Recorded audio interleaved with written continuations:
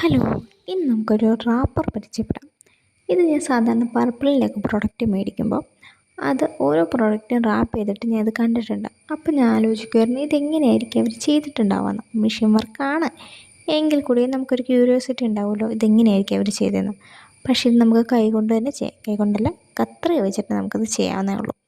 ഏതെങ്കിലും ഒരു പേപ്പർ എടുക്കുക, അങ്ങനെ അളവും ഒന്നുമില്ല, നമ്മൾ ഇഷ്ടമുള്ള ഒരു അളവിലുള്ളൊരു പേപ്പർ എടുക്കുക. ഇനി ഇത് ക്രാഫ്റ്റേഴ്സാണ് യൂസ് ചെയ്യുന്നത് എങ്കിൽ അവർക്ക് അവരുടെ പ്രൊഡക്റ്റ് ഒന്ന് പാക്ക് ചെയ്യാൻ വേണ്ടിയിട്ടാണെങ്കിൽ ആ പ്രൊഡക്റ്റിൻ്റെ ഒരു അളവിലെടുത്തോ കേട്ടോ. എന്നിട്ട് ഇതകത്തേക്ക് മടക്കി കൊടുക്കുക. അതിനുശേഷം ഒരു വിഡ്ത്ത്, ഒരു അത്യാവശ്യം വിഡ്ത്തിൽ വെക്കുക. വിഡ്ത്ത് മീൻസ് അതിൻ്റെ വീതി അങ്ങനെ വെക്കുക. എന്നിട്ട് രണ്ട് സൈഡും കട്ട് ചെയ്ത് കൊടുക്കുക.